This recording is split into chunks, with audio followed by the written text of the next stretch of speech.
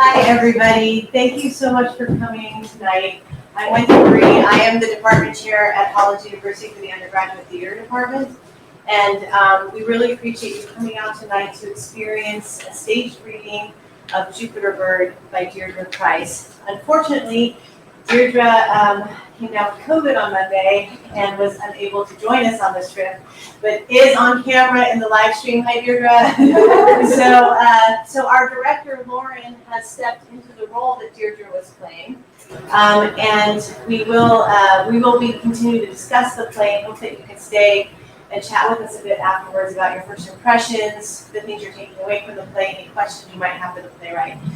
This is a work in progress. It was developed over the past year at the university and was submitted as Deirdre's honors thesis project. And this cast and crew has been collaborating together for, about a year now.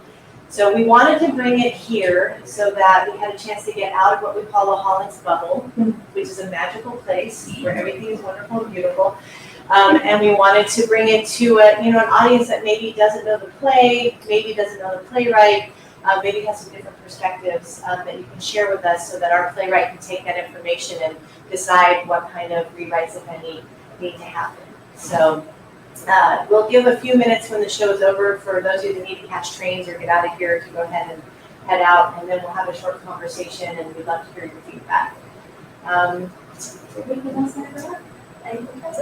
Oh, we do need to keep our masks on. The cast will be unmasked, but we as audience members should keep our masks on throughout the play. Intermission?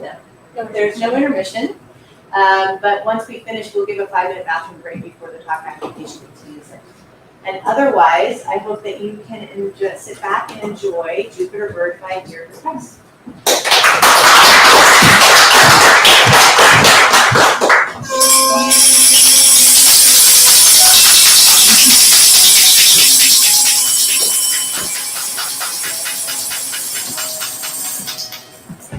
A party. A big one. You'd hate a party. You don't know that? Maybe I've changed. Maybe I'm hatching from my prepubescent cocoon into a beautiful social butterfly. Maggie, please. Please. Who would you even want to be there? Phineas. Besides Phineas.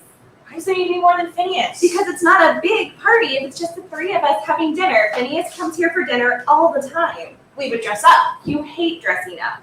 I just want to do something special. The last time I had a party, I was 10. When you were 10, this was still a 2-income household. All right. I will see what I can do, but don't get your hopes up. It's not going to be a party, okay? Will there be presents? Don't push it. Okay. So, my little social butterfly, what's on your agenda for today? Nothing. Just this? Just this. Can I give you some constructive criticism? No. I think you need a hobby. I said no to the constructive criticism. You should do something other than sit here and wait for the mail to come all day. There's nothing else to do. There's plenty. Name one thing. You could come to the diner with me. That's boring. You used to love it. I'll get you some free ice cream. Couldn't you just bring me ice cream later? That's not the point. If you don't want to come with me, that's fine, but you should still, I don't know, read a book or ride your bike or go play down by the woods. Play? I'm not 5. I'm just trying to offer some solutions. I don't need solutions. There's not a problem. Oh, there's a problem. Says who? Says me, and I'm the grown-up, so I win. I'm a teenager. I have better things to do than go play down by the woods. You also have better things to do than sit around in the heat all day waiting for a letter that's... It'll come. I didn't say it wouldn't. You were about to. No, Good morning. Hi. Good morning, Phineas. Are we sitting by the mailbox again today, Winnie J? Yep. All right. Oh, Phineas, don't sit in the dirt like that. Go inside and get a chair or a milk crate or something. Yes, sir, Miss Maggie. That boy is so in love. He is not. Not many people in this world are going to want to plop right down in the dirt just so they can sit next to you and do nothing. I didn't ask him to do that. I want to talk to you right now. Found one. Anything on your to-do list today, Phineas? Just this. All right. Have fun with just this. Bye, Phineas. Goodbye, honey. Bye, Miss Maggie. I hope you have a wonderful day. What was that about? What was what about? You seem mad. I'm always mad. But not at Miss Maggie. It's none of your business. Did you ask about the party? She said maybe. Then why are you mad? Nothing! It's girl stuff. You wouldn't get it. Oh. Okay.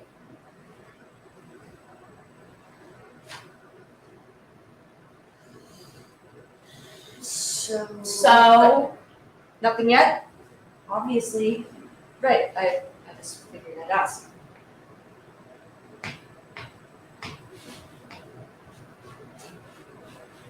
Why is it that you insist on sitting out here with me anyways? You don't even know what we're waiting for. Oh, well, because it's what you're doing. And I like to spend time with you. Aren't you bored? No, I don't get bored when I'm with you. Liar. I'm not. Yes, you are. Everyone gets bored sitting around doing nothing, even when there are people they really like. Well, I do. Why don't you ever suggest something to do? Our whole lives have always had to be the idea guy. Well, because you'd say no if I came up with something. That's not true. Yes, it is. How do you know I'd say no if you've never ever suggested anything? Because I know you, Honey Jane. Nowadays, you just want to sit around by the mailbox all day long. Oh, but I don't Why mind. does everyone keep saying that? I do more than just sit by the mailbox. Like what? I weed the garden. Sometimes. I plant all the tallest trees on the street. I swing on the porch swing, and I go to the diner, and I ride my bike, and I lie in the grass, and I look at the sky, and I catch fireflies. And I used to go up to the hill behind the church to see the stars better. I used to go there a lot. But not anymore. No, not anymore. See, but that's the thing. You don't really do any of those things anymore. Well, maybe I'm just growing up. I think I liked it better before you started doing that. You have to do it too. Yeah.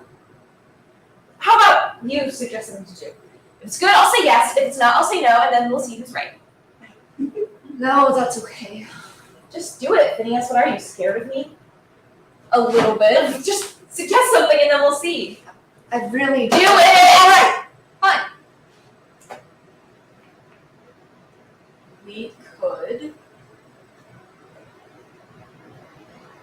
We could go down to the creek and catch frogs. That's stupid. Well, I knew you'd say Of no. course I'd say no to something as stupid as that. You set me up. I did not.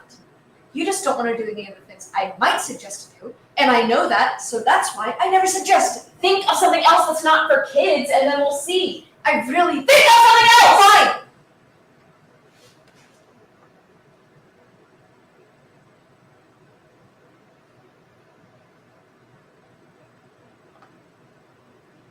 We could go help my parents with the fundraiser down at the church. I think I'd rather actually go to hell. Don't say that. Why not? Because you'll speak it into existence. Whatever. I bet God's already decided where to put me. I'm going wherever Aunt Maggie goes. But don't say that. Relax, Phineas. Don't get your panties in a twist. You know what I think, Honey Jane? What do you think, Phineas? I think you're starting to come down with agoraphobia. Agoraphobia? Where'd you learn a big word like that? Well, my mom told me about it because my grandma has it. Oh, it means you're afraid of leaving the house. I'm literally outside of the house right now. But you're still in the general area of the house? You never want to go anywhere. You don't ever want to do anything new. It's not that I'm afraid of going places, dummy. It's that I'm waiting for something important. The mail will come if you're not here to see it get there, Honey Jane. You don't know that. Yes, I do. No, you don't. Yes, I literally do. Oh, are you actually upset? I was just messing around. Yes, you are driving me crazy. Oh, if I bother you so much, why don't you just leave? Maybe I will. Do it then. Fine. Bye. Bye! Hope you have a wonderful day! Oh.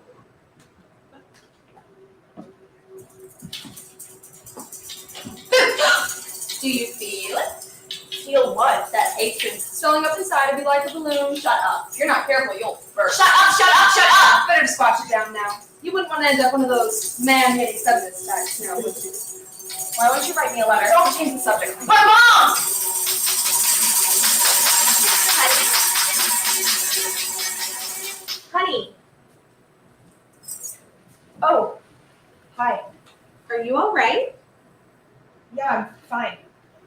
you do today? Nothing? Did something come in the mail? No, I don't think so. Are you sure you're I all said right? I'm fine, don't touch me. Oh, okay. Okay, I'm just Don't trying. try anything, you're not my mother, stop bothering me! Don't touch me.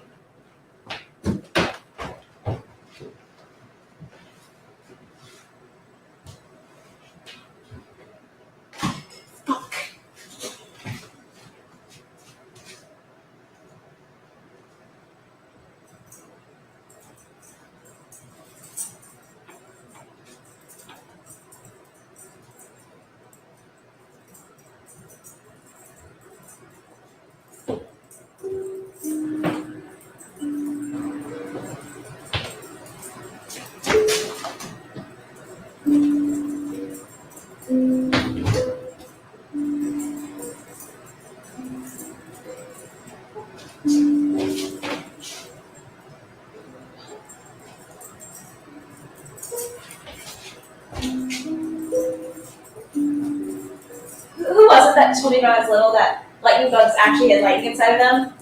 And then if I held on to one for too long, It would shock you with its magic. yeah, so you always have to be careful with them and always be sure to let them go. That was your Aunt Maggie. Oh, I thought it was you.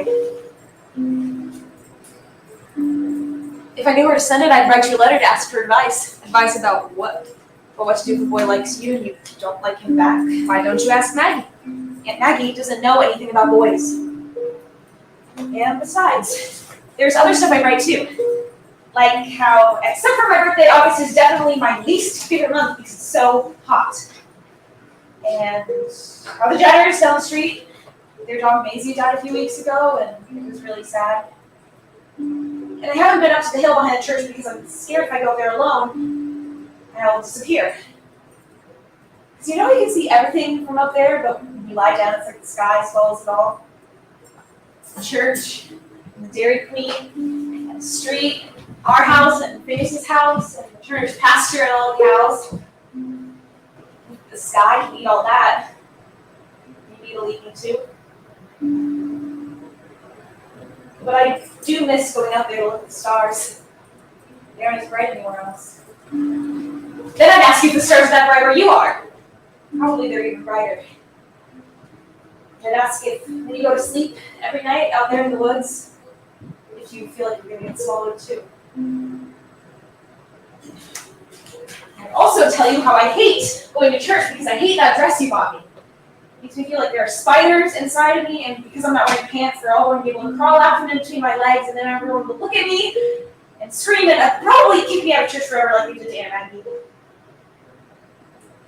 Except maybe I wouldn't say that because I wouldn't want to hurt your feelings about the dress. I remember when you got it for me, you wouldn't stop talking about how pretty it was. Mom? Are you listening?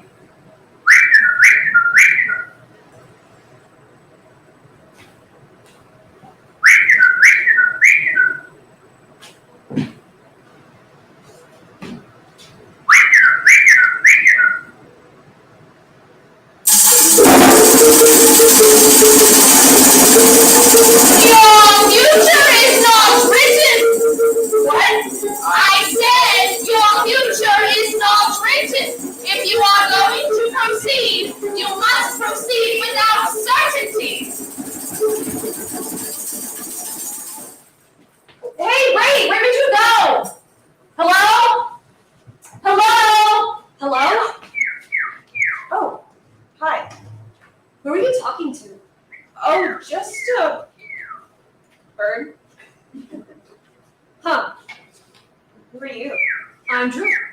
Isn't that a boy's name? Am I a boy? What's your name? I'm Honey. Isn't that a food item? Yes.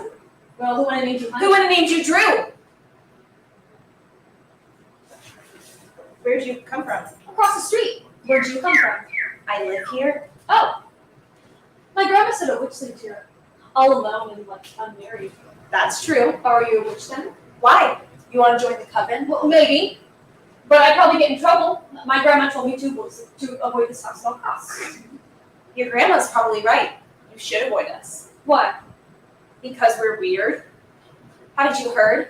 We dance with candles, naked, in the attic, and we perform animal sacrifices in our backyard at the dead of night.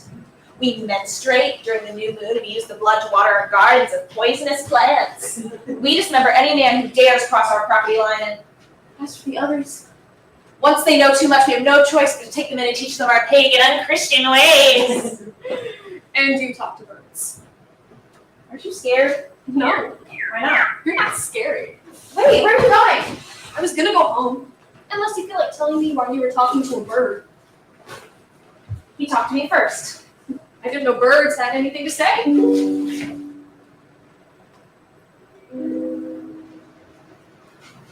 neither. Honey Jane, Hi there. Hi. Who are you? This is Drew. Oh, I'm from across the street. Yeah. and your name is Drew? It is. Are you a boy or a girl? What do you want, Phineas? I just wanted to come by and say I'm sorry, I guess. Well, apology accepted. It's just that you were being short with me, honey Jane. It would be nice if you could acknowledge that for once. I was not being. You're right. I was being short with you. I'm sorry. I did not think I was going to work the first time around. Oh, come on! Thank you for saying that. Yeah, well, whatever. I should probably go. No, you can stay. It's fine. Yeah, what are you guys doing? Oh, honey, nothing. We're doing nothing. Just waiting here for the mail. Like always. Nothing yet? Not yet. What are we waiting for? She's not going to tell you. Be quiet, Phineas. Honey Jane never tells people what she's thinking, what she's doing, or what she's waiting for. Interesting. What do you mean by that? Nothing. Just that it's interesting. Aren't you interested? Yes, of course I'm interested. You know, I've only been in this town for 3 days, and everyone I've met so far is all quiet and secretive about their lives. We just like our privacy. We don't trust strangers. Yeah. You wouldn't get it. Yeah. It's like a cultural thing in this area. Yeah. Is it? Yes, it is. Where's it that you came from, anyways? I told you, from across the street. I mean, before that, you had to have come from somewhere else because we didn't see you here before. We know everyone around here. I came from Charleston. Why do you leave? Well, my mom sent me to my grandma for the summer because she's divorcing my dad. Oh, that's okay. You don't have to feel bad or anything. That's sad. It's for the best, or whatever. I'm sorry. It's not your fault. That's still lousy. Yeah, that's more word for it. I mean, it's not that lousy. At least you have a dad. You don't know him.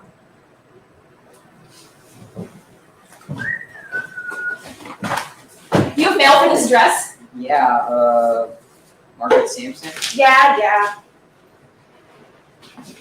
Was there anything else? No. Are you sure? Yes, I'm sure. Jeez. These are all just bills. Damn it. What were you hoping for? She's not gonna say. Shut up, Phineas. She hasn't even told me what is, and we're best friends. Shut up, Phineas. I have a pretty good idea. Shut up!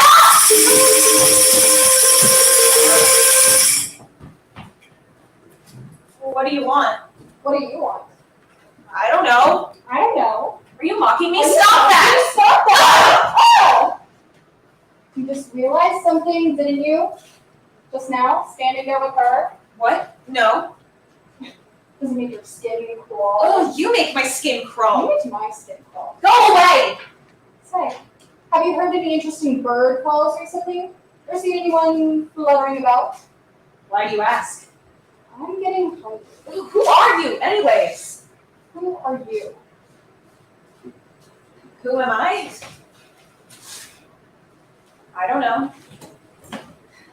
You know, honey, one time when you were little, you turned to me and said, Aunt Maggie, I barely know anything about you.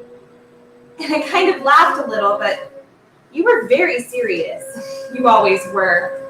So I said, what do you want to know? And you said, I want to know who you are really.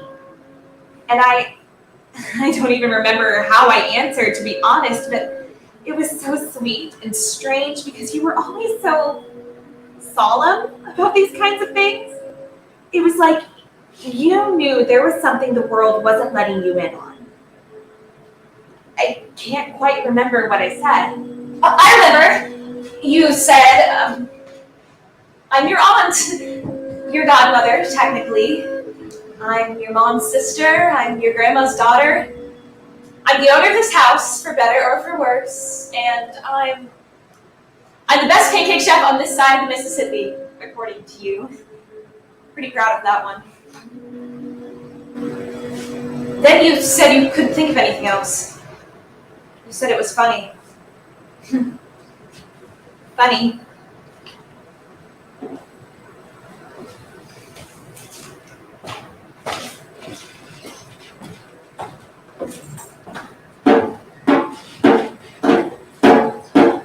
What are you doing here? What's wrong? You're not happy to see your old friend? You are not my friend. But we had such good times. You must be misremembering. Are you serious?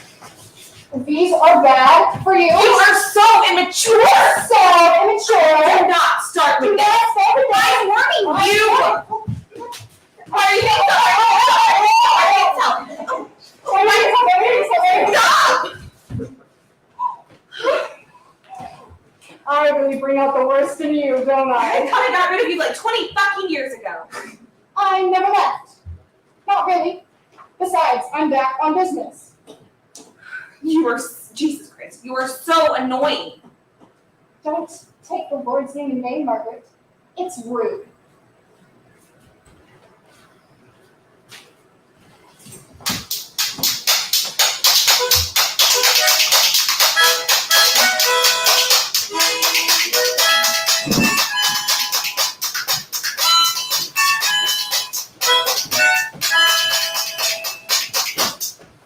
I slept in.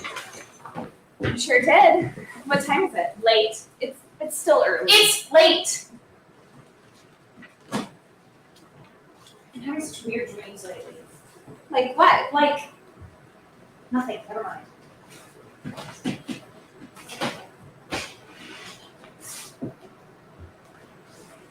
Is Phineas coming over today?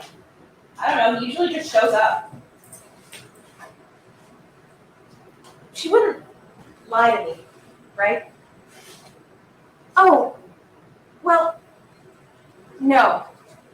She wouldn't. I wouldn't. Go away. Hey, talk to me. I don't have anything to say. That's okay. No, it's. Do you remember the story you used to tell me about you and the buzzard on top of the hill? Sure, yeah. Will you tell it to me again? Okay. Well, once, when I was a kid, I saw the biggest buzzard of all my life on top of the hill behind the church. And I had seen plenty of buzzards in my day. One time I even found one on the side of the road and wanted to take it home, and your grandma yelled at me for picking it up with my bare hands. But that's beside the point. This one, I just couldn't look away from him. He was huge, and he was stood there with his great big wings outstretched, like he was on the brink of flying away. But he didn't fly away. He just stood there, looking at me. And I was half afraid he was going to jump up and carry me off like I were already roadkill. But I also didn't want to move. So we both just stood there, looking at each other for what felt like hours. And eventually he just changed his mind for some reason and flew away. Have you ever heard a big bird like that flapping its wings up so close? No. It's scary. And after that, I just walked home like nothing had happened, but I felt weird. And for years, I swear I would always see him out of the corner of my eye, like he was following me around. But I never saw him again. Not up close like that anyways. I used to think that maybe he was trying to tell me something, but I never got the message. The end. You really stood there for hours with him? I don't know. I mean, probably not. I was a kid. I don't remember how long it was. Wait, what? What? You always said that it was hours, and you just stood there with looking at each other. I mean, Is it true? does it matter if it's true? Of course it does. Why? Because it's weird. It's not that weird. But it's weird. Why would a bird be following you around? I And are there stories about that kind of thing? About weird things happening in the woods trying to tell us something, and if something like that happened to you, then maybe it means it was just my imagination, honey. I'm pretty sure it was just my imagination. then why would you lie to me? It wasn't a lie. It was just a story. You were a kid. I'm still a kid. Kind of. What is going on, honey? Nothing's going on. Something obviously is, and I don't understand why you won't tell There's me. nothing. There's something. It's just a stupid question about a stupid story you used to tell me, okay? It wasn't a cry for Well, help. it was just a story. It was my imagination, and there probably never was any buzzer to begin with. And if there was, he flew away. We didn't talk to each other, and if I thought he was following me around, then that was my imagination too, okay? Is that what you wanted? No. Honey, I want to talk to you right now. Honey. What?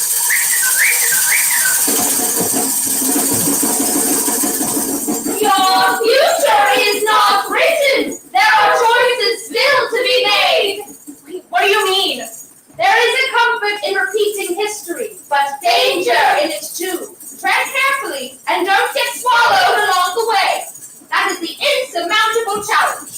Or perhaps surmountable. It's up to you. I don't get what you're talking about.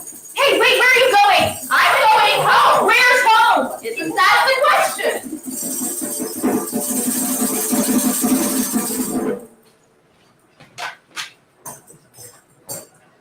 I was 13 years old. His name was Michael. Mickey, we called him. Mickey had crooked teeth right up here in the front, but I thought he was cute enough.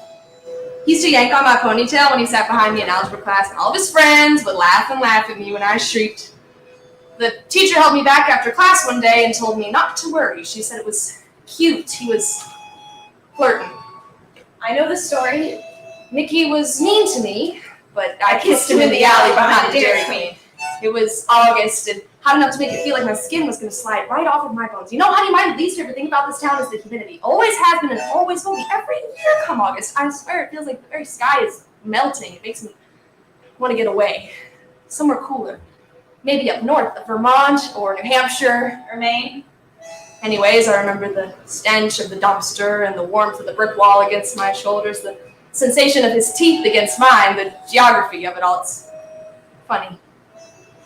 What's funny? Nothing, I was just remembering. If Mickey was mean to you, why would you kiss him? You'll understand when you're older. But I don't know where you got this talkative being of yours, honey. You've never known when to stop asking questions. Aunt Maggie's talkative. Yeah, well, trust me. You don't want to be like Aunt Maggie. Now wake up. What? I said wake up.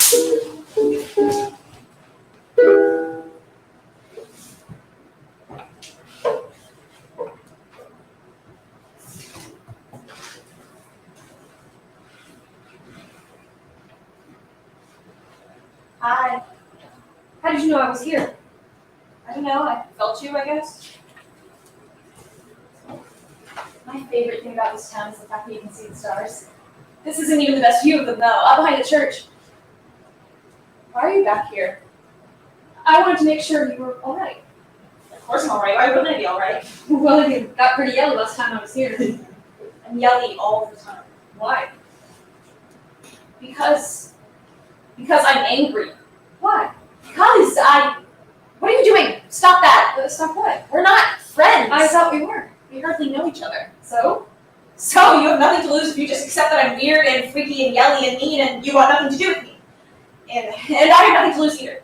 Because we just met and so we're not friends. I'll just be freaky over there at my freaky aunt's house and you can just be normal over there with your rich grandma and that's fine. Are you guys really witches? No, and Maggie's not a witch, she's just a... No, it's just a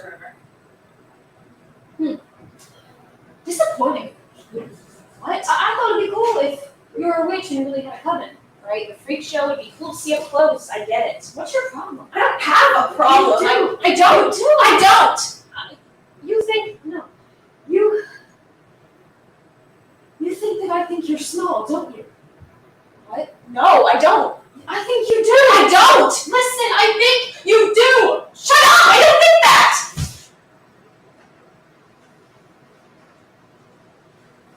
I'm sorry. I'm sorry. I shouldn't have said shut up. I don't want you to shut up. I want you to keep talking. Please.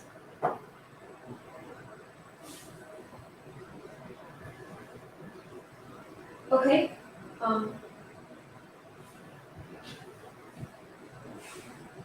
What's your favorite color? Green. What's yours? Yellow. I don't think I know how to talk to you. You're not Phineas. I only ever talk to Phineas, so I don't know how to talk to you. We're talking right now. We've been talking for like 5 minutes, Yeah, well, that's not that long. but it's something. You're nice looking. I'm nice looking. Oh, sorry. I just wanted to say something. I thought you were know what you were going to say. You were going I to know how to say. talk because I don't know you. I don't. You're pretty. I was gonna say you're pretty. That's not a weird thing to say. Really? No. Friends call each other pretty all the time. Right. You just don't know because you're only friends with Phineas. A boy. I'm not small. No. I'm not invisible either. Who said you were? No one. I just feel like I am sometimes. And I don't mean like figuratively invisible. I mean like actually really not there. Like maybe people actually can't see me. Or maybe I'm not invisible yet, but I'm about to be. Like I'm just right on the verge of disappearing. I can see you. Did you hear that? Yeah.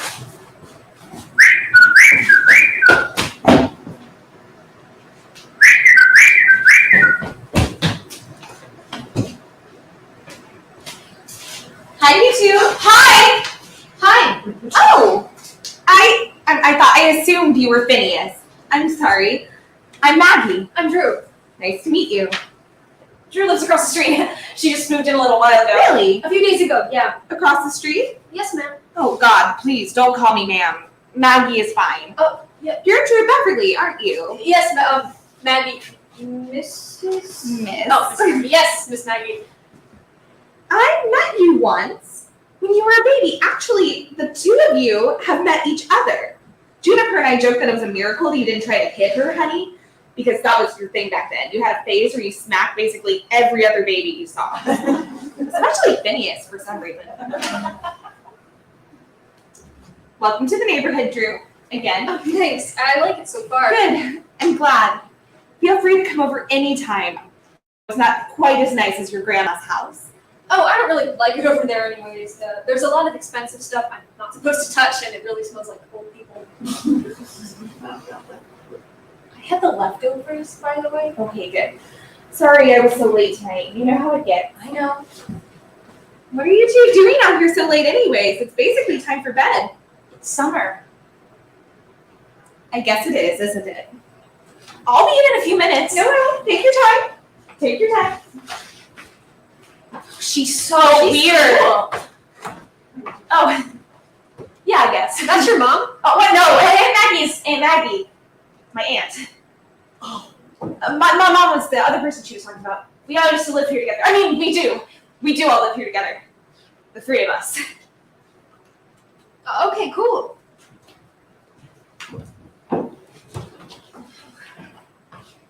Don't mind me.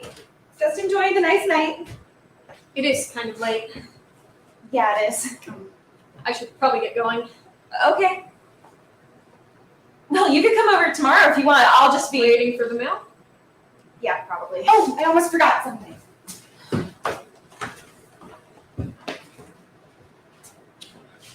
What was that for? I just feel like it. Okay.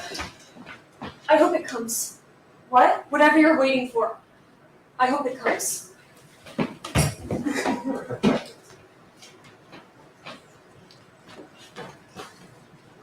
Oh. Did Drew go already? Yeah. She seems nice. Yeah. Cute haircut. Yeah. I wonder how Mrs. Beverly feels about it. What do you mean? I don't know, just that Mrs. Beverly can be, well, we all know she doesn't like me, so yeah, well, not everything's about you. Honey, wait. How was your day? I didn't really do anything. I don't know. You can tell me. Can I have some? Yeah, I brought it for you. Then why are you eating it? You know, sometimes I look at you and I feel like I'm looking back at myself. A lot of people like ice cream and it doesn't make it special. No, I guess I was angry too at your age about similar things. Who says I'm angry? No one had to, honey, it's obvious. Well, whatever, I'm allowed to be angry. Of course you are. It's me angry when you say I'm just like you all the time. I only say it when it's true. Well, and she'd stop. Why? I'm tired.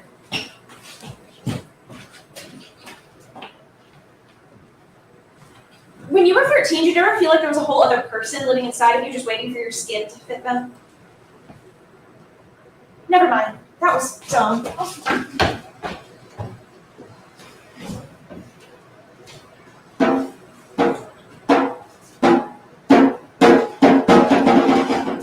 Chew. You really shouldn't smoke those. It's only when I'm stressed. Go away. It's gross. And I don't think Honey would like it. What do you know about honey? What do you have to be stressed about anyways? Being the mother to your child, for one thing. Oh, Maggie, don't kid yourself. We all know you'll never be a mother.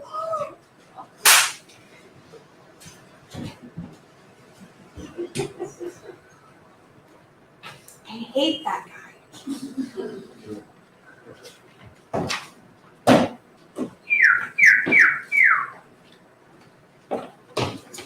Oh, hi. Good morning. Did you sleep okay? Does it matter? Sure it does. I slept fine. I'm actually gonna go back in and call Phineas. Okay, tell him to say hi to his parents for me. Why? They don't like you.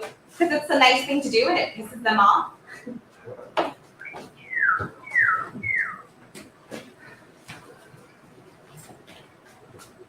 Oh, hi Drew. Hi, Miss Maggie. Is Honey home? Yeah, she just went inside to call Phineas. You can run in and get her if you want. Oh, I'll just wait here. All right.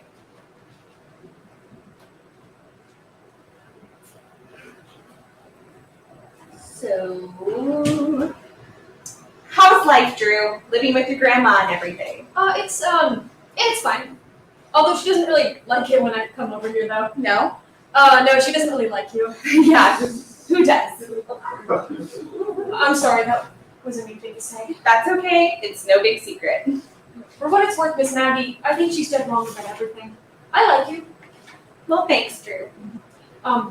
Are you really not a witch, though? Because that would be so cool. Who's to say?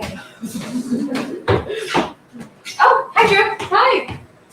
Why exactly do you need to find a nest, Honey Jane? Hi, Miss Maggie. Hi, Drew. Hi. Hi. Make sure I'm not crazy. Do you want to go bird nest hunting with us? Yeah. Oh, and another thing, it's probably like really big. How big?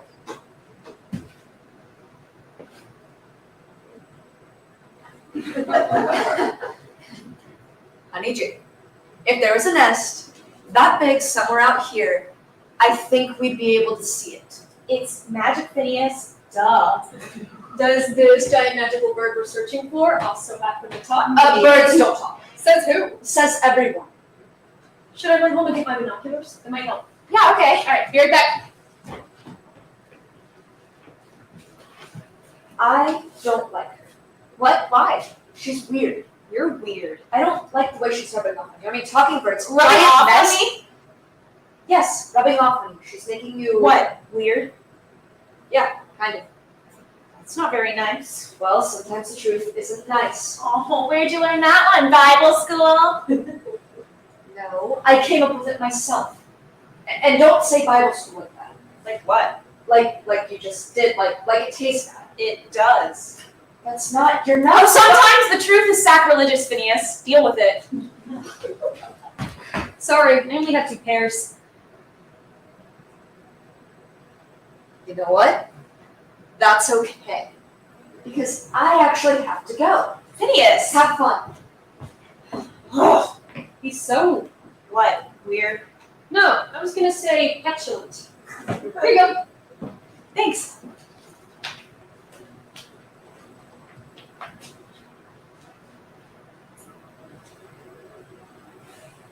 Do you think I'm crazy? No, I think you're cool. Thanks. You're welcome. I think you're cool too. Oh, nice. You're welcome. And I think you're pretty. What? Oh, just returning the compliment. Oh, right. Thanks. You're welcome. Hey, you know that bird call we heard the other day? It sounded really familiar. At first I wasn't sure why, but then I remembered I used to hear that call all the time. And I thought this bird was saying the word Jupiter. Jupiter, Jupiter, Jupiter. Don't you think it sounds like that? Yeah, kind of. And so I started calling it the Jupiter bird.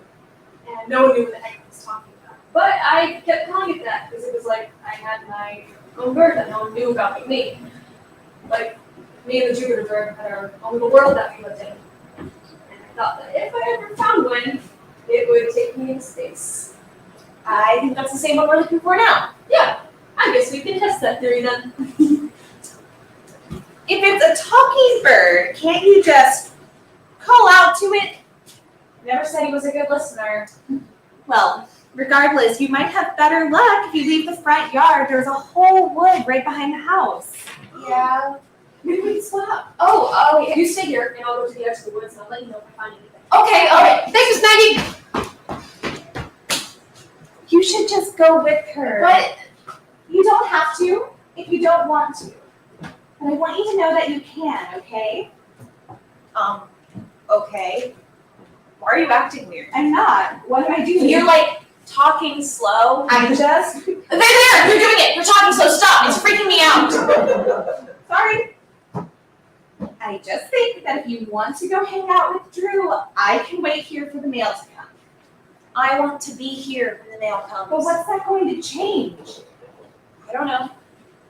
Honey, aren't you tired? What? This whole thing is What just getting whole thing, this mailbox game. It's not a game. It's just the littlest bit Oh, what? childish. I'm not a child. No, you're not. I mean, kind of. Not kind of. I'm not. Okay, well, do you want to be a kid or don't you? Because the other day you I don't know. Why are you interrogating me? Because if you want to be a grown-up, I can talk to you like a grown-up. I want you to talk to me like a grown-up. Okay. You need to start being a little more realistic about this letter situation. It might not come, okay? Your mother is not the most reliable person I've ever known. And even if it does come, it might say something you don't want to hear. And I don't want to see you I don't want to see you get even more hurt.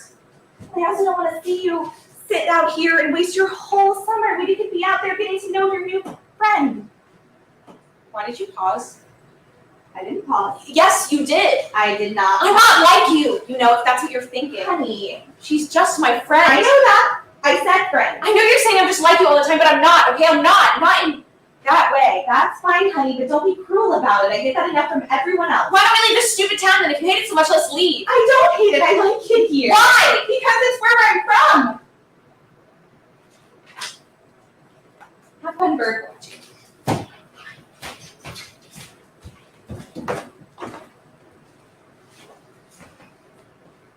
You can come out now. It's just us. You can come out now. I drove everybody else away.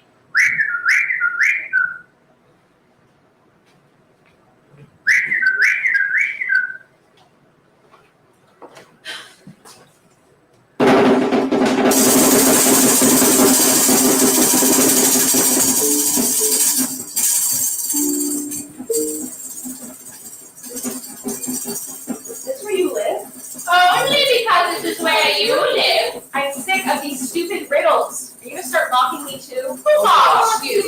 guy trying to eat you, the bear? Ah, yes, my old friend. Your friend? Yes, my friend. He will one day be your friend too. I don't think so.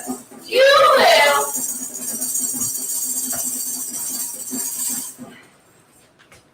I'm of the opinion that you're getting a little carried away in all of this. Why would you write me a letter? You said you would. I'm busy. I'm your kid. This magical letter that you're waiting for, what do you even want it to say? I don't know, something like, hey honey, I'm alive, for starters, and I miss you, and I love you, and I'm sorry it took so long for me to write. I don't come across very many post offices all the way out here. I've been having lots of big adventures you wouldn't even believe. I'll be better about writing from now on, I promise. I wouldn't just lie. And then you tell me something. Something about your day, about your life, like, you won't believe what I saw this morning. I was hiking a particularly dense part of the trail, and out of the distance, I saw a big, giant bear. I stopped in my tracks and tried to decide what to do. I was scared to hear me breathing, and really he was too far away for that. I was so scared. I knew I shouldn't run from him because that would get his attention, and no human can run faster than a bear. Did you know that? Fun fact, no human can run faster than a bear. So I was standing there, trying not to breathe, trying to decide what to do. I was standing by a tree, reaching for something.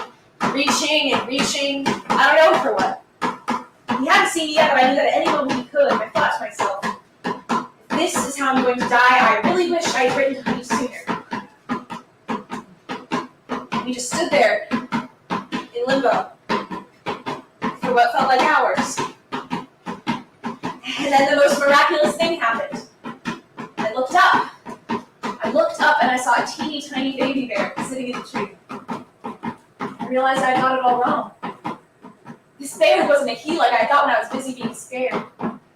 She was a mama. Big, giant mama bear. I thought to myself, hey, I know you. You're like me.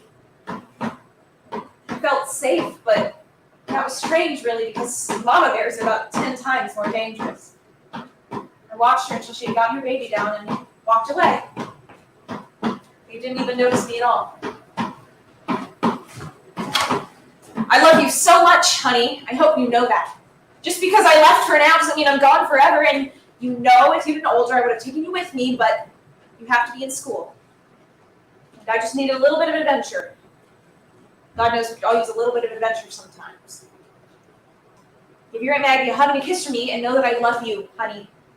I double pinky promise. XOXO, Mom.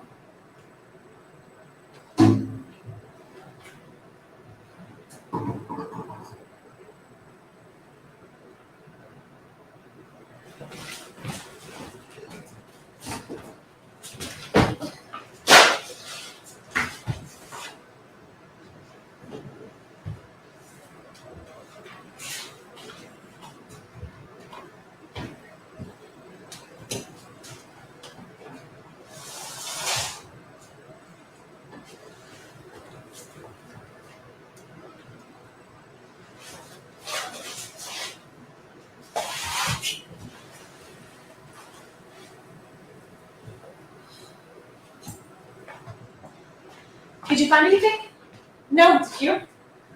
Saw a couple squirrels and a rabbit and a baby deer, but no birds. The moon is out already. I love it when that happens. Do you like constellations? Yeah. Do you? Yeah, what's your favorite? Probably Ursa Major. I don't know their signs names. That's the Big Dipper. Oh, come on, that's so what? regular. It's not. Why not the archer or the lion or something cool? The Big Dipper is cool. It's the she-bear. The what? The she-bear. Little Dipper's mom. I'm on side of the Appalachian Trail. Whoa. Yeah, cool. I'm waiting for a letter from her, but there aren't a lot of post offices, you know, when you're hiking the Appalachian Trail or payphones. Right. But she said she sent something. Cool. And she's coming back. When? Sorry. No, don't be sorry. She's coming back when she finishes. When she gets to Maine. Oh, cool. She's always wanted to do this, so good for her. We all need a little bit of adventure sometimes, right? Right. But I'm starting to think she got, like, eaten by a bear or something. I figured she would have said something on my birthday. When's your birthday? Tomorrow. Oh my gosh, happy early birthday! Thanks. We should do something to celebrate. Yeah, I wanted to have a party, but I don't know.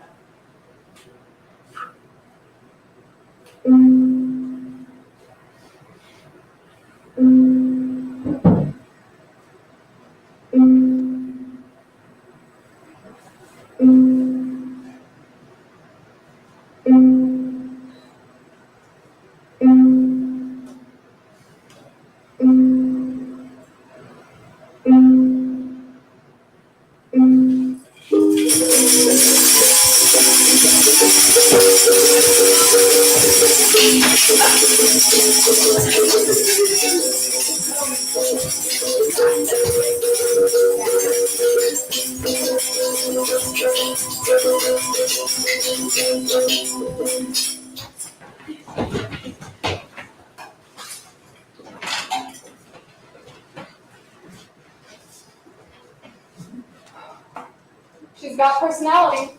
Yep. Reminds me of you back in the day. Remember when we first met? Not really. I feel like you were always just around. You were so cute and doe-eyed. Absolutely scrumptious. I could have just eaten you up. You almost did. Touche. I want you to leave her alone. No, I can't do that. 14 tomorrow. Time flies. Are you hot? I'm hot. I'm sweaty. What's the matter, Margaret? Having deja vu? Give me that. And don't call me Margaret. What are you doing here?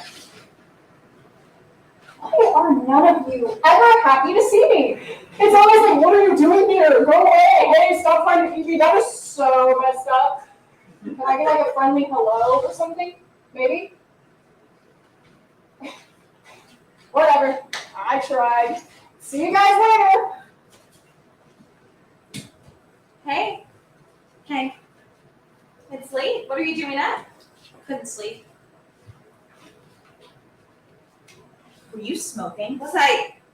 No. Aunt Maggie, do you smoke? No, of course not. I can smell it. You shouldn't do that. You're right. I'm sorry.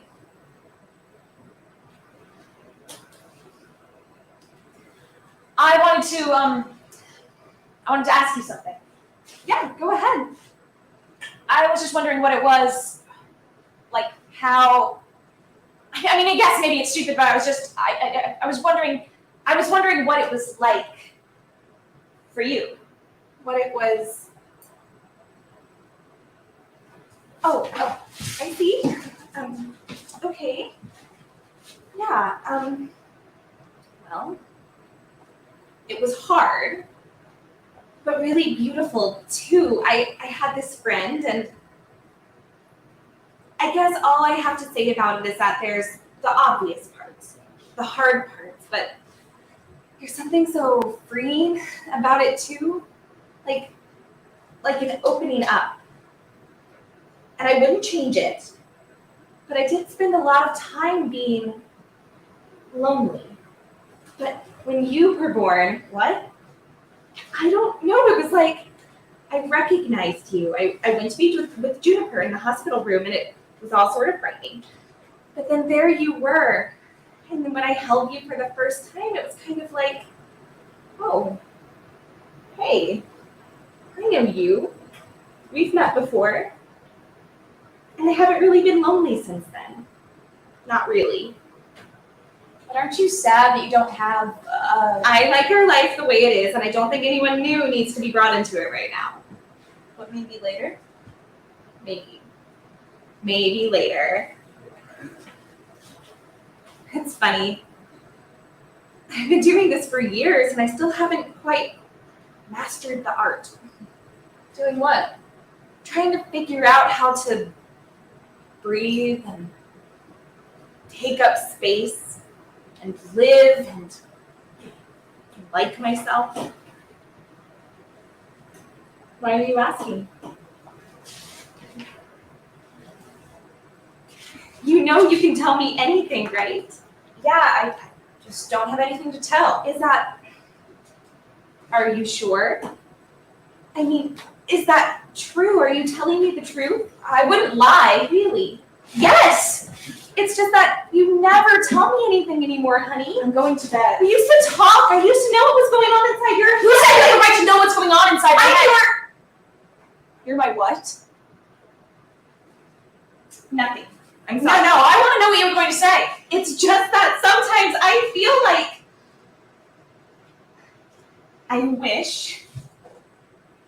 I feel like I'm your.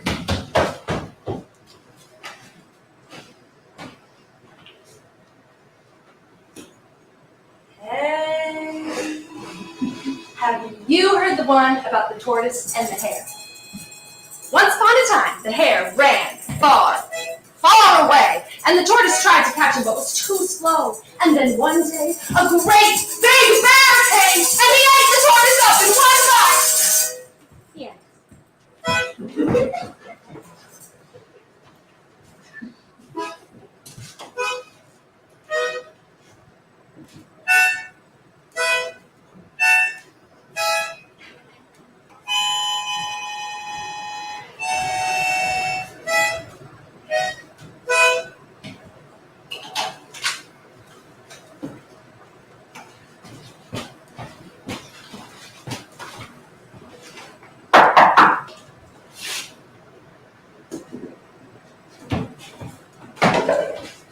Happy birthday! Thanks. You look really pretty. Ugh, I hate this dress. Why? It's hard to explain. I'm actually gonna go take it off. No, don't. Why not? I like the way you look at it. Oh, here you go. Thanks, Phineas. You didn't have to do that. I know. I wanted to. So, how does it feel to be 14? Same. I really need to go take this off. This was a terrible idea. No, it I just wanted to look nice, but I feel like I'm suffocating. You don't look like you're suffocating. You look beautiful. Please don't say that. Why? Nothing. Never mind. All right. What do you want to do today? I don't know. Whatever Aunt Maggie has planned, I guess. What if she didn't plan it? She wouldn't do that. But you said that Every year she says she can't do anything or give me anything for my birthday, but she always does anyways. She always plans something even if it's small. She always gives me a present even if it's simple. But she'll pretend like she's not going to up until the very last minute. I think she still thinks I haven't figured it out. Oh. What's oh? Oh, nothing. I just thought maybe you could come over to my house for your birthday dinner. And you're already dressed up so nice, so you wouldn't even have to change. I kind of want to change. Well, you can if you want. I guess I didn't know you had any other dresses. I don't. I don't really want to go over to your house, Phineas. Why not? Because I like my house. Well, that's fine. I like to be with you anywhere you are. We'll do whatever Miss Maggie has planned. I guess it's such a nice day. It's hot. And you look so beautiful, especially holding the flowers. Phineas, please stop saying that. Why? Because I'm sorry, Phineas. I don't like you in that way. And you're not allowed to get mad at me for saying that because it's my birthday. Well, what gave you the idea that I liked you that way? Everything you do, I guess. Well, I don't. Okay, sorry for assuming. You should be.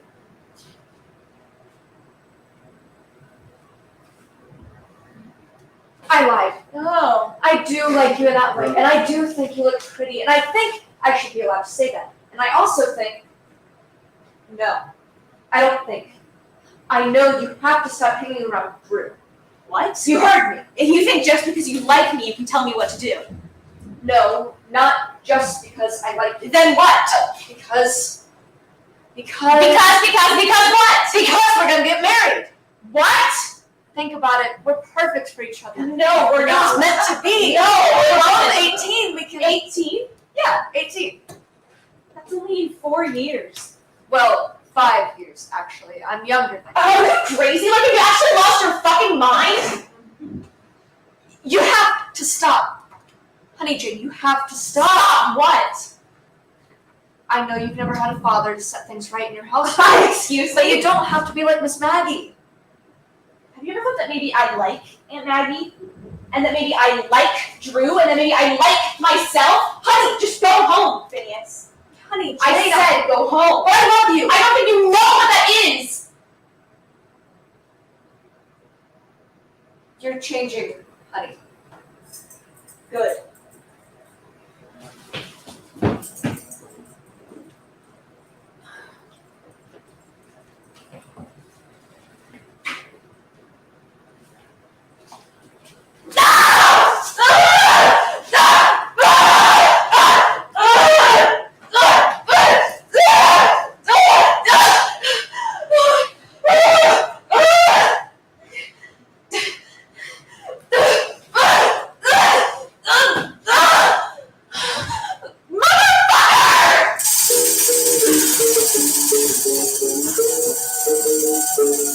Go away.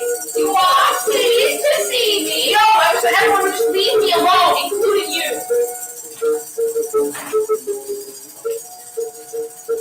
Happy birthday, honey.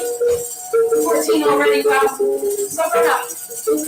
We'll write more soon, promise. XOXO. Oh! What? You said it was better. Fuck off. I'm not your enemy, you know. Then who is? I have to be. That's good. She leave me alone. No. Honey, what is going on here? You're a mess. Of course I am. Don't talk back to me. No, I'm not. You're not even actually here. You just keep leaving me over and over and over again. And you still come back to this time. I want you to come back and be here. The one I want to leave is you. You have to let me shut up and stop telling me what to do. I need you to leave me alone. You don't leave me alone. Stop it!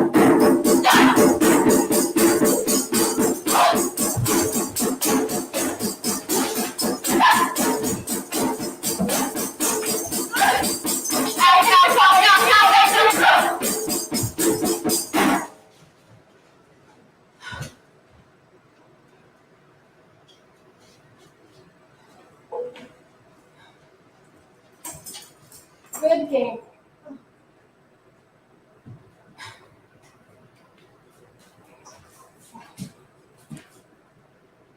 You know, I'm having the oddest case of deja vu.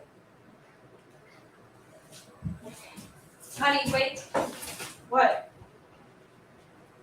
I have something for you.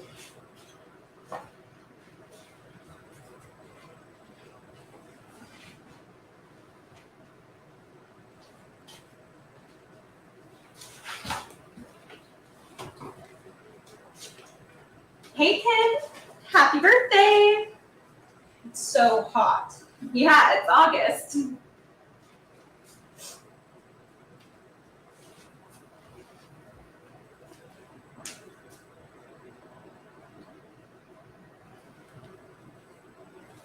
Stop, don't touch me. Just trying. Oh, then stop it! Stop trying! I don't want you to touch me because I don't want you to be my mom, and I hate that you're good at it, and I hate that my stupid life is a stupid nightmare. And I don't want to open this because I don't want to know what it says, and I'm scared that nothing's going to ever be the same again like how it was, and it already is not, so I just want it to stop. I want everything to stop. I don't want to be 14 because it's barely a kid anymore, and I'm not ready to have to do all the things that grown-ups have to do, and I definitely do not want to marry Phineas! But I don't want to lose my only friend even though he's mean to me, but really he's not my only friend because you're my friend. You're my best friend, and I don't want to keep it from you that I'm gay. I'm gay. But I'm worried that I will keep it from you because I'm stubborn. And I hate it when you're right. Oh, hey, don't cry. gosh, don't cry. Enough of this. It's your birthday.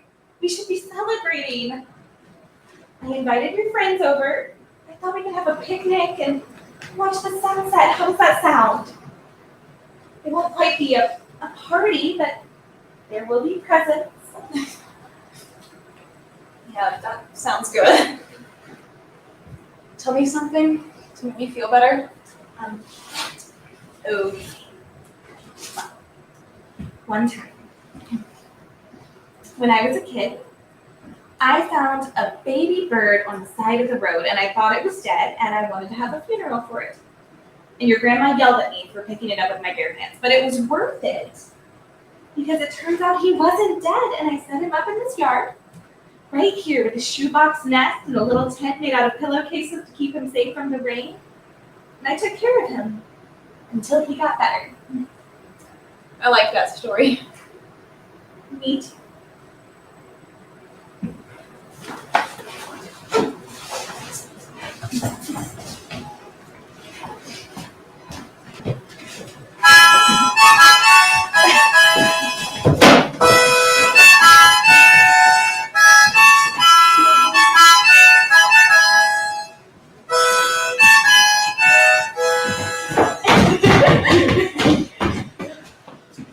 Wow.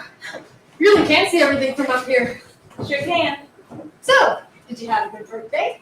Yeah, I can think of worse ways to spend it. Oh, you have one. Okay. Birthday wish.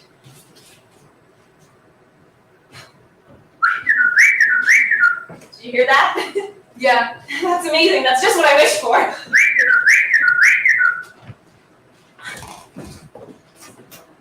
You called. I wanted to say that I'm sorry and that you can go now. Just as well. It's time for me to migrate. Migrate where? Are you going to space? How'd you know?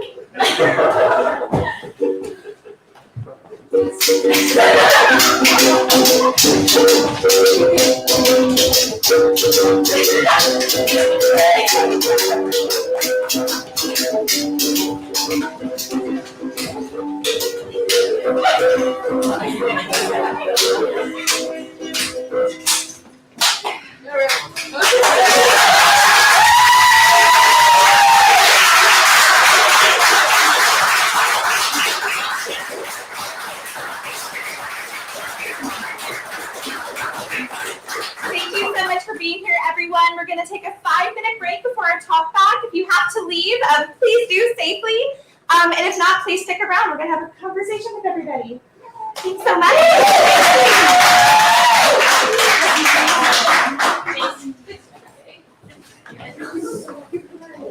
I'm so strong.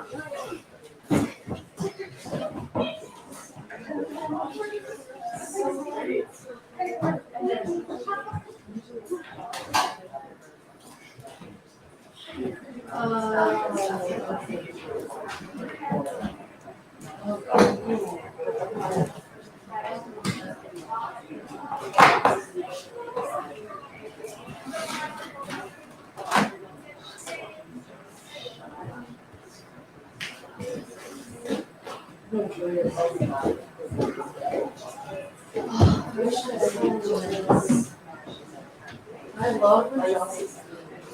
So I love the Johnson. This was like one of the Blues sisters.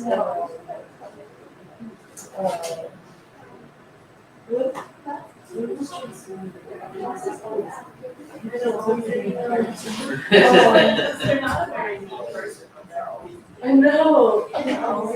Oh, Sarah Michelle. Oh, shit.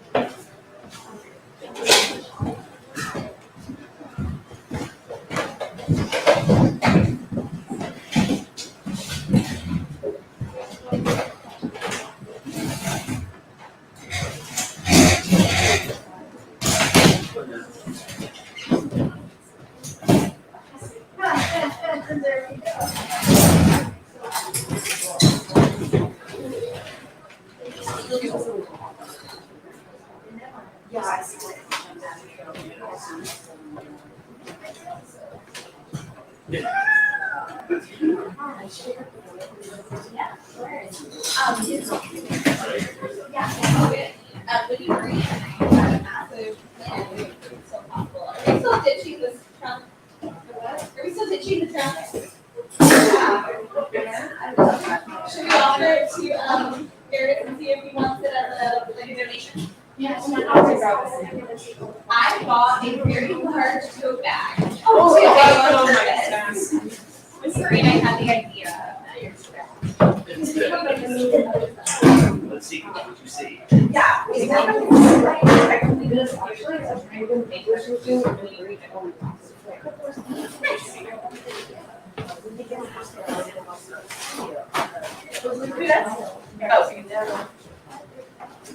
Good job. You?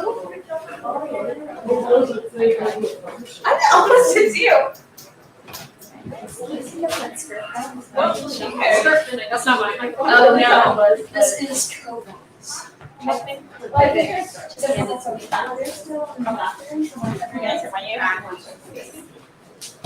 Oh no, I'm gonna sit on the end.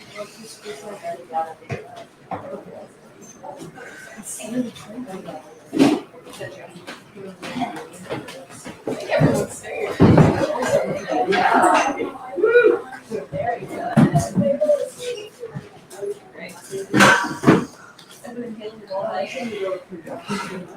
You have two, so they're not like that.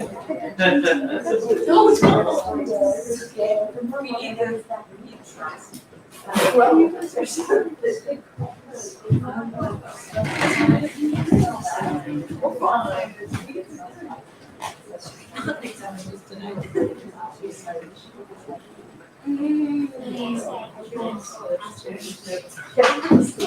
Well, don't do the one today.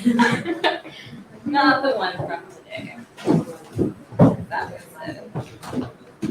was like a desperate vegetable. That's okay. Other one does.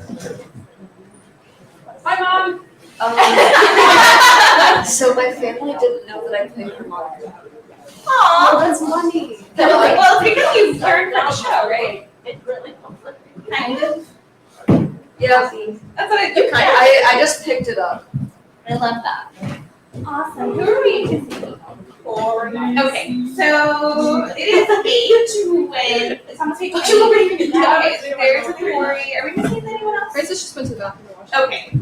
As soon as Francis is back, then we'll start. This will be really short and concise. We have Deirdre, who is not feeling very well. still watching live stream. Yeah. But while we're waiting on Francis, I got a text from Deirdre that wanted to thank everyone so much for being here. Go ahead, preemptively thank you for your feedback tonight and just send her love to all of these wonderful actors and give them the best.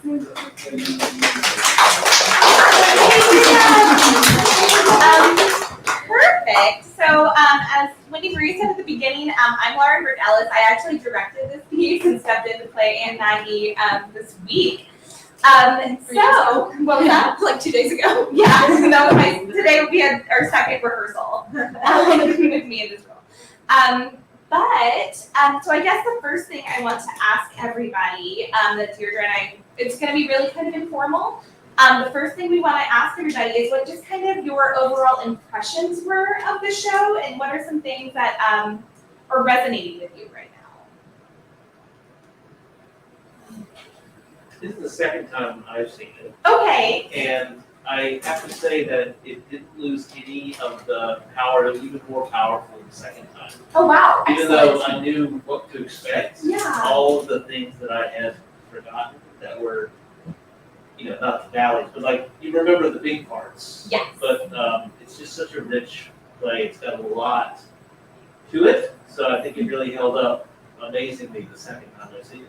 Awesome, thank you so much. And Wendy, will you keep us on track with time? I just realized. Yeah, Okay, perfect. I just realized, yes. This is my first time seeing it, and I think it's just such a beautiful coming of age and coming out story. And I love all of the players and the comments, and there's just so many beautiful moments. Really important.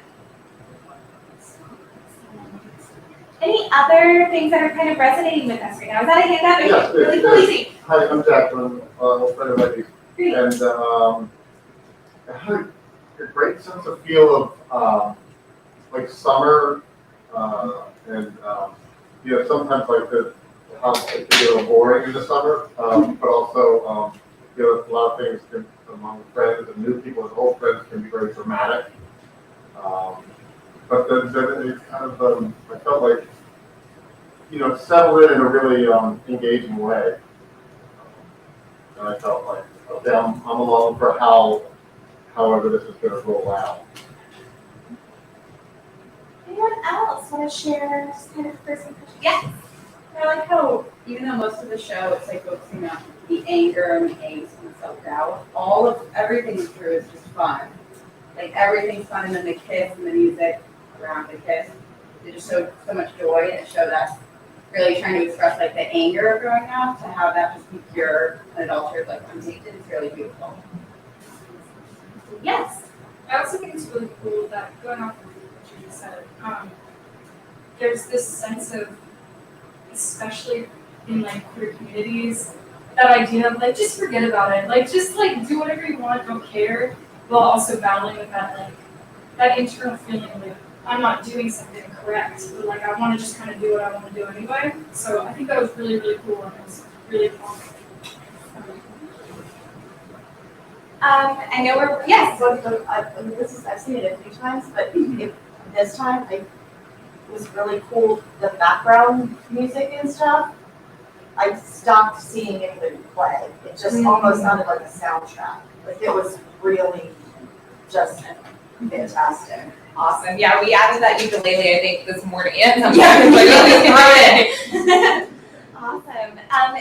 Anything else from that? Because we can go ahead and start switching over to the next part of this. We can still throw moments out that are resonating with us as well. But I guess the next thing is, what questions did you have as an audience, either watching the play or walking away from the play? Were there questions left? Yes.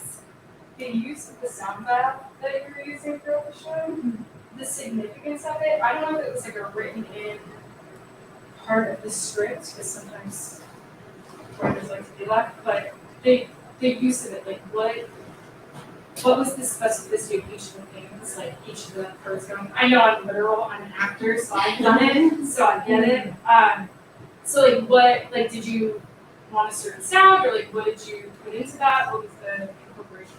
Okay, so I will say for the sake of production, what it really was, was about, okay, so like, it's a little bit about the progress of this show, right? So it really started out kind of medicine showy. We actually were supposed to do it outside at first, and then the weekend of the show, we had like terrible thunderstorms roll in. So we kind of picked it up, moved it inside, but it was kind of that vibe of just like, we as a performance ensemble in this kind of old-fashioned Appalachian way are going to be, you know, performers, and we're going to be musicians, and we're going to do all the things, and it felt very Shakespearean, but it was still kind of in that kind of way, you know what I mean? And that's kind of the vibe we were reaching for with that. It's kind of that old-fashioned Appalachian medicine show kind of stuff. So that's really what that was. And then we basically found all these instruments, all of us together, and we devised kind of the music around that and kind of came up with it all together. Like, yeah. We love it. Yeah, yeah. I feel like a lot of like what we chose like specifically for sounds was to try and incorporate what like the stage direction said in the script. So a lot of times it'd be something like everything is exploding and crazy. So like how do we make that sound to an audience? Yeah, there's a lot of experimentation with the sounds and how they correlate to Honey's feelings, you know, the other characters' feelings. And it was just really fun having to, it feels very right to like make your own organic sound, to have it have more of a emotional connection to the characters, but also the audience, and I hope we were able to communicate that. Yeah, we definitely experimented with sound and instruments, because there's different directions in the script, like the wind rustles, or maybe Frog we hear croaks. frog croaking or things like that. So at one point, I was playing a plastic bag full of little bits of paper to make wind. Yeah, and I think another part of that is in our devising process, which started over a year ago, we really tried to invoke, this was true of our rehearsal process as well, just that sense of play.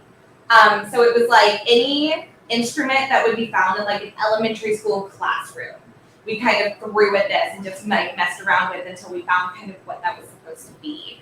And to the point where we were like having rehearsal and warm-ups would be like we were gonna play like hide and seek, or we'd go out in the garden and play tag before rehearsal. So like that sense of play was really. Okay, Laura, can you repeat the question just to make sure you're. Yes, the question was about the specificity of the music and the soundscape. Other questions, I'm going to try to answer these a little more concisely because we really don't have a lot of time. Other questions from anybody about things that we're taking, like questions that we're leaving with, or questions that came up for us during the play?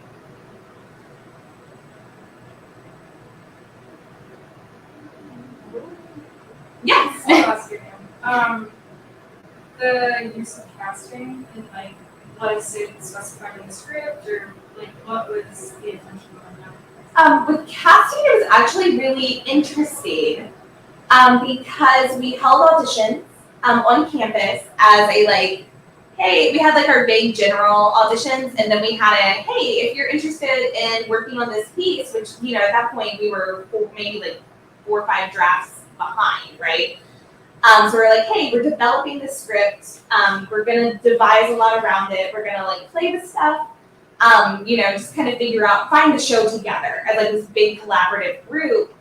And honestly, it was kind of amazing because the cast that you saw tonight was the people that showed up to be a part of, and everyone just kind of fit in perfectly. It was like kind of like a little theater miracle, right? Where everything just kind of came together and the people showed up who like needed, you know what I mean? Like the show needed them and they showed up, and it just happened to work out perfectly.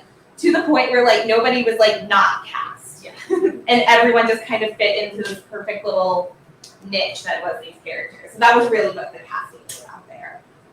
With the idea that we wanted it to be as, you know, inclusive. Yeah.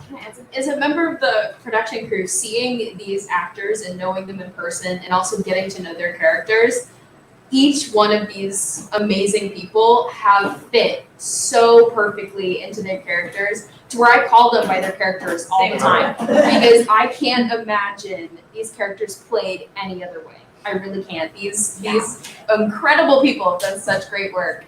And I know another thing that Deirdre like mentioned was like gender diverse casting. Like gender was not an issue and didn't affect really the characters as much. Just because also like it's hard being like openly not a girl at a historically women's college, so that was a really like good thing for us, was to be able to come together and explore a story that is so like your queerness is so integral to it, and be able to like heal your inner child in that way. That was my big thing, is like healing my inner queer child, like by playing this child. So yeah, it was very nice. Lovely. Did that help answer that question? Awesome. Are there any other questions? I think yes. I'm really curious about the bear, like the symbolism. Is that like mom bear and like that kind of like discovering yourself and the mother being there? I will say yes and.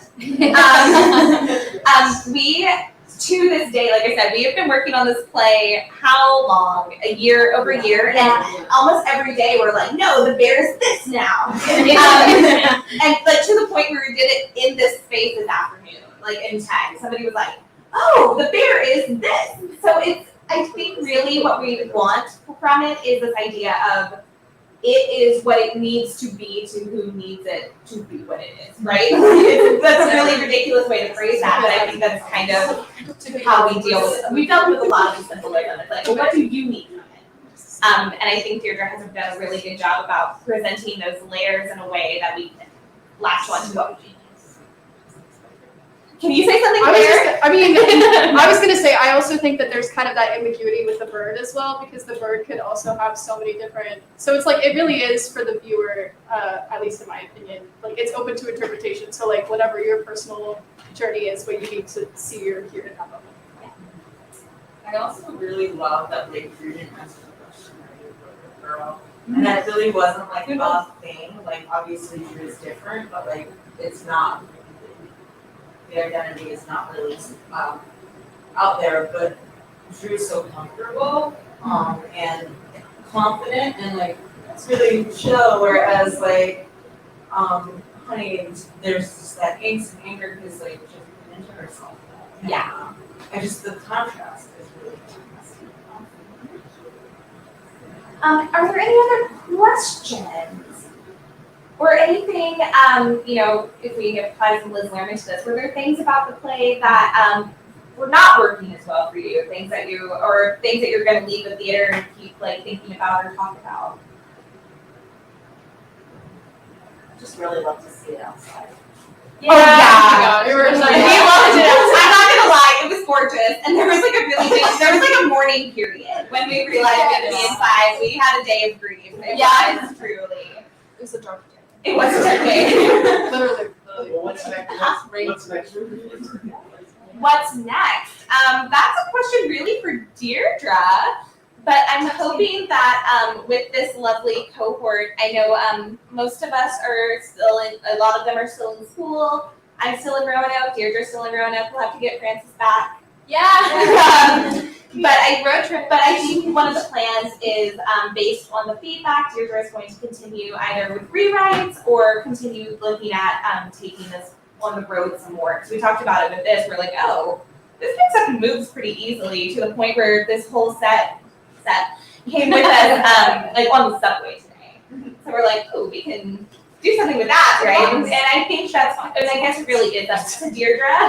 But I know that whatever they decide to do with it, we are all on board and support it. It's a magical thing. Yeah. I don't think it's- I think it'd be great for fringes to submit to fringe. Yeah, we've been talking about that. Thank you. Anything anybody else would like to add? Wendy, how are we good on time? Yes, 9:30. 8:30. Awesome. So I was gonna try to cap this about 8:40. Does anyone here have questions for our audience tonight who doesn't know us as well as our Hollins audience? Did you like it?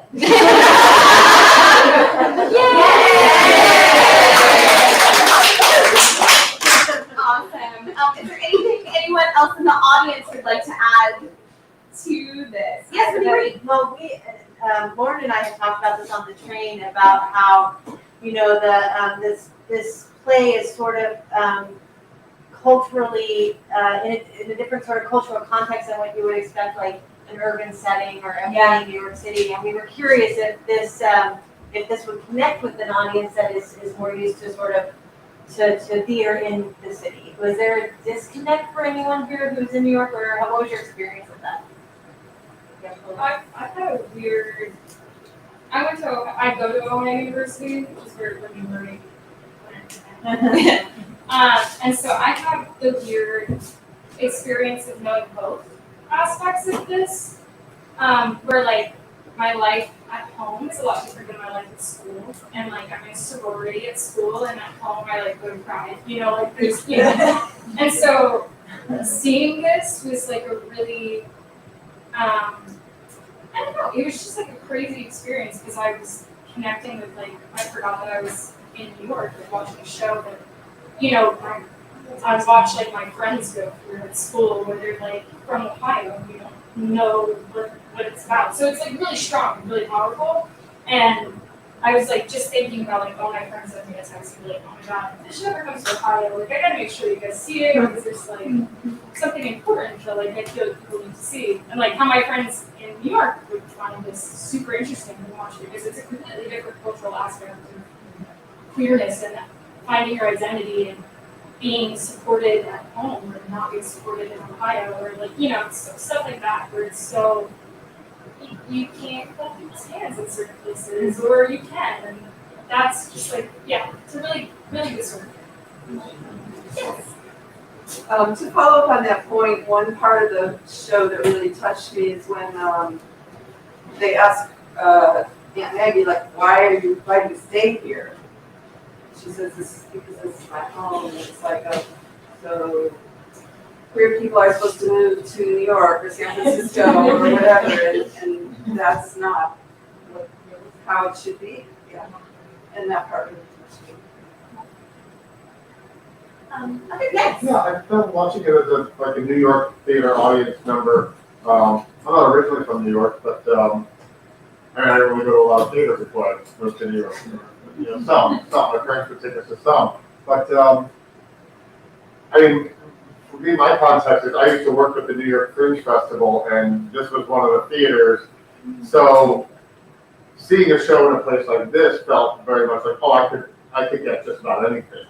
This is the kind of space where people do literally come from all over and, present like a different type of storytelling, like the Appalachian storytelling and, devised storytelling. So it felt, I mean, just personally to me, it felt like very comfortable. I was along for the ride. I'd be curious how you guys would play other places as well. Yeah, Sarah. Kind of slightly off topic, but I think this play also helped me realize that you guys did an awesome job with this. I'm just so proud. But being, as a person who has queer siblings, it really helped me understand kind of what was possibly going through my siblings' head growing up. And the things that I maybe didn't realize that they were going through that helped me realize what they were going through. This is Sarah. Sarah was our costumer. I know you beautiful dress. And this is Vic, our stage manager. I just realized those are two faces you didn't get to spend a lot of time with. So, 2 minutes. Anything that anyone needs to say in our last 2 minutes? My mom says, so many layers in the play, beautiful story. Yay! Thank you, Hayes Mom. Awesome. Yes. I just want to say, like, the style is newer to me, but I love, like, the two things I love about it is, like, being able to, because I grew up in Central New Jersey, and, like, it, just, like, and being, like, pretty much a New Yorker, like, it's very, there's more diversity, it's just easier, but at the same time, I'm much older, so when I was there, the character's age, there was no representation. So that experience is very similar to being in like a rural area or being in an area where there's no community, because there was probably community that everybody's hiding. So like this just really relates to me. Like my brain as a kid never even thought I just knew I was different. I'm different. People should be different. I don't know what it is. kind of thing. And so I just think this piece is just so magical. Like, so many people would see it, whether it's thinking of their relative or whether it's their own experience, or maybe they've been going through it. It's just a very simple, special piece.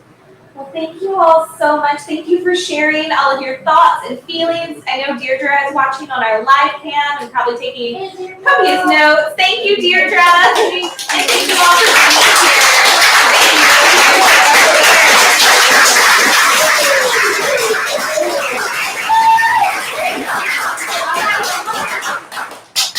Yeah, big thank you also to Eris and all the folks here at Under St. Mark's for making this possible for us to come here and being so hospitable and getting us through everything today.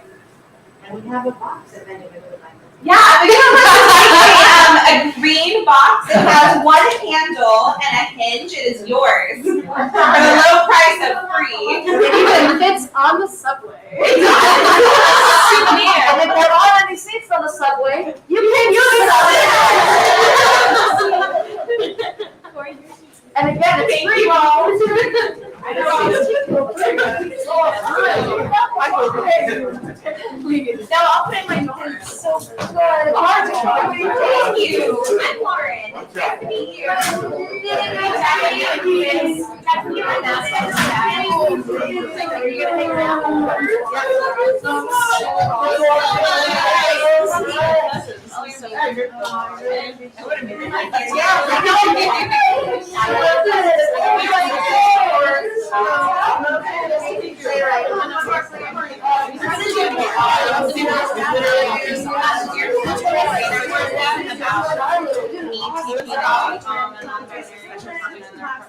Discussing show to friends. And we're thinking about because Eric's parents start like out there. I could like that. Read about somebody. I never told him. It's not even a